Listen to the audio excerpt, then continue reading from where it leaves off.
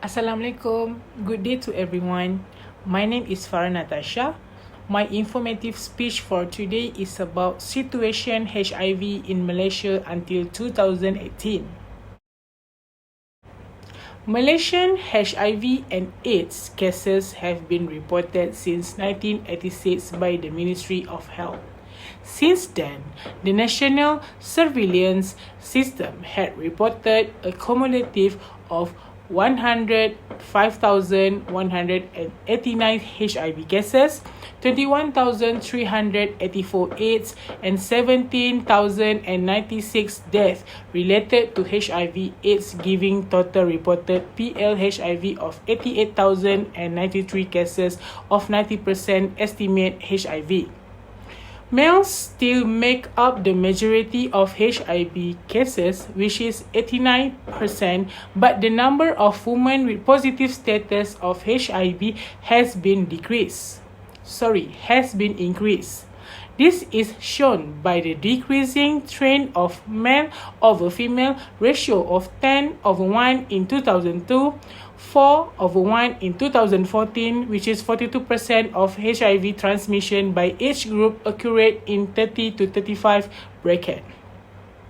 Malaysia is ranked 70 highest in adult prevalence of HIV in Asia after Thailand, Papua New Guinea, Burma, Cambodia, Vietnam, and Indonesia with a 0.45% prevalence rate.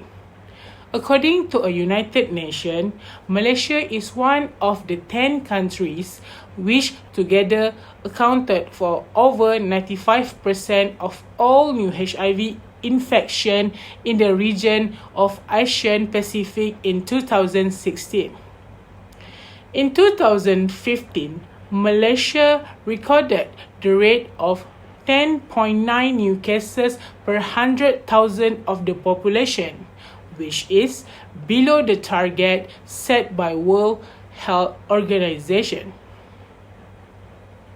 Between January to June 2014, 1,676 cases of HIV and 598 cases of AIDS with 402 deaths were recorded. In 2013, heterosexual transmission recorded the highest, which is 51%, followed by injecting drug user 22%, and homo or bisexual transmission is about 22%. The scenario shifted gradually whereby in 2016. The means of transmission of the new HIV cases were higher among homo or bisexual, about 46%, followed by heterosexual 39%, injecting drug user 11%, and others about 4%. In October 2018, Malaysia became the first country in the Western Pacific region to eliminate mother-to-child transmission of both HIV and syphilis, officially validated by the World Health Organization (WHO). The chart shows the HIV epidemic in Malaysia concentrated in this key population. Sex workers. Sex worker accounts for 0.6% of total reported cases thus far. However, the number of cases reported among sex workers are grossly underreported. In 2014, Integrated Biobehavioral Surveillance (IBBS) in female sex workers showed an increase of sex workers living with HIV to 7.3% from 4.2% in 2012. Transgender and IBBS done in 2009 found HIV prevalence among the group at 9.3% and was decreased to 4.38% in 2012. However, in 2014, the IBBS showed an increase of HIV prevalence to 5.6%. Injecting drug users. At the beginning of the epidemic, injecting drug user accounted for 70 to 80% of the new reported cases. disease has started to decline since 2004. In 2011, PWID count for 39% of the new reported cases. In 2014, 60.3% of PWID are reported living with HIV.